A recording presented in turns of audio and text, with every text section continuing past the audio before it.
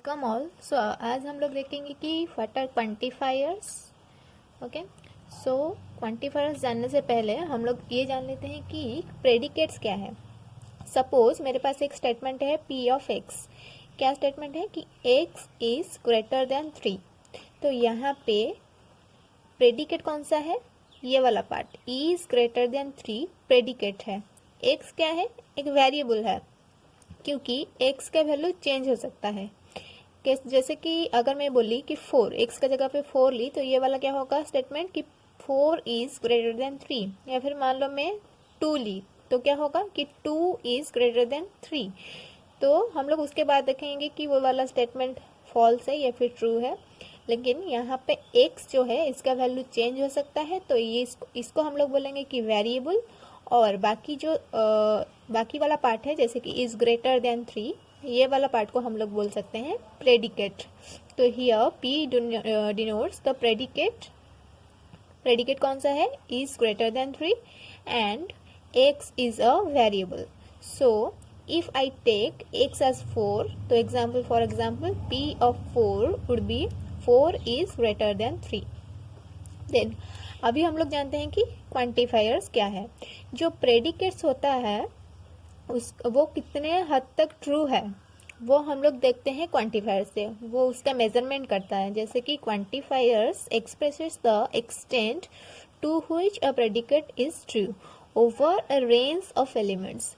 Range of elements हम लोग क्यों लेते हैं, पूरा डिस्क्रीट मैथमेटिक्स की ही यही है कि डील करता है एक रेंज ऑफ एलिमेंट्स के साथ। ठीक है, तो यहाँ पे भी हम लोग एक रेंज ऑफ एलिमेंट्स लेंगे, वहाँ पे कितने हद तक ट्रू है मेरा प्रेडिकेट वो चेक करेंगे। जैसे कि मान लो मैं ली ये वाला स्टेटमेंट के लिए एक रेंज ली 0 से 3, तो यहाँ पे क्या होगा, यहाँ पे अगर मैं 0 डाली, 0 इज ग्रेटर देन 3, क्या है, फॉल्स है या फिर ट्रू है, फॉल्स है।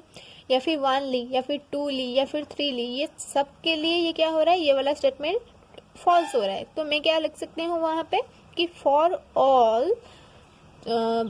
All elements belonging to this range the statement is false. वैसे ही मान लो मैं एक रेंज ली कि 1 से 20 लूंगी, तो क्या होगा ना, 1 2 3, ये तीनों के लिए ये वाला स्टेटमेंट फॉल्स होगा। लेकिन 3 के बाद जो भी आएगा 4 5 6 ऐसे 20 तक, वहां तक सबके लिए ये वाला स्टेटमेंट ट्रू होगा।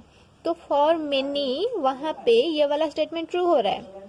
सपोज मैं ली एक रेंज 10 से 20, तो 10 से 20 के बीच में कुछ भी एलिमेंट में लूँ, सबके लिए ये वाला स्टेटमेंट ट्रू होगा।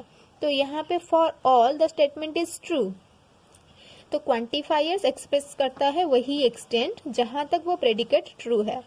तो जैसे कि इंग्लिश में हम लोग प्रेडिकेट्स मतलब क्वांटिफायर्स पढ़े हुए हैं कि ऑल, सम, मेनी, नॉन, फ्यू, ये सब यूज होता है। वैसे ही मैथमेटिक्स में भी सेम इसी सब को हम लोग यूज करते हैं। तो क्या हो सकता है कि ऑल हो सकता है, सम हो सकता है, मेनी हो सकता है, नॉन हो सकता है, फ्यू हो सकता है, ये सब हो सकता है। तो उसी अकॉर्डिंगली हम लोग क्वांटिफायर्स को 2 पार्ट्स में डिवाइड किए हैं। मतलब there are 2 types of quantifiers, one is universal and another is existential।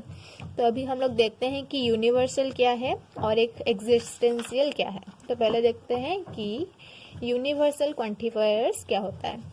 तो यूनिवर्सल क्वांटिफायर्स क्या होता है कि जहाँ पे फॉर ऑल होगा या फिर एवरी होगा, मतलब सबके लिए होगा। ठीक है, तो statement telling about all individual और object belonging to a certain set. Set होना चाहिए क्योंकि एक रेंज चाहिए मुझे, तो उसी सर्टन सेट में जितने सारे एलिमेंट्स होंगे और ऑब्जेक्ट्स होंगे और इंडिविजुअल होंगे, सबके लिए जो स्टेटमेंट टेल करेगा, जो बोलेगा, उसके लिए उसको हम लोग बोल सकते हैं यूनिवर्सल क्वांटिफायर्स। तो यहाँ पे क्या हो सकता है, मतलब किससे बिगिन होगा, फॉर ऑल या फिर फॉर एवरी या फिर एवरीथिंग, यही सब होना चाहिए। ठीक है, तो इसको हम लोग डिनोट कर सकते हैं इस सिंबल से। ये सिंबल देखोगे तो बोलना कि फॉर ऑल। तो यहाँ पे क्या होगा, जैसे यहाँ पे ये लिखा है, तो मैं कैसे इसको रीड करूं, फॉर ऑल एक्स, यहाँ पे लिखा है for all x p of x. Example, for all n belongs to capital n, n plus 4 is greater than 3। तो एन क्या है, कैपिटल एन, नेचुरल नंबर्स जैसे कि 1 2 3 4 ये सब हो सकता है।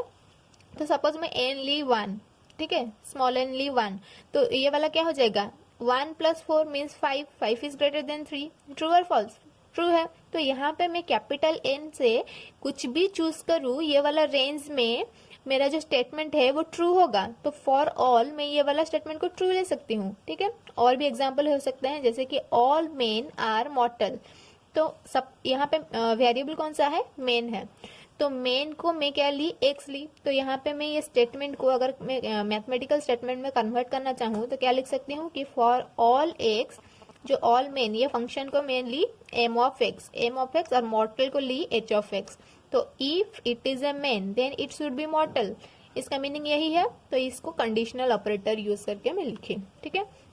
Suppose any integer is either positive और नेगेटिव, इसको मुझे लिखना है मैथमेटिकल स्टेटमेंट में, तो क्या करूंगी, for all integer, for all x, ठीक है। तो इंटीजर के लिए फंक्शन ली I of x, if it is an integer it should be either positive और नेगेटिव, तो ये कंडीशनल ऑपरेटर यूज हुआ क्योंकि ये इंटीजर होगा तो ये होगा या फिर ये होगा, ठीक है। तो ये इंटीजर होगा तो ये दोनों में से कुछ भी एक होगा, तो if it is an integer then it should be either positive और नेगेटिव, इसीलिए ये वाला ऑपरेटर मैं यूज की, ठीक है।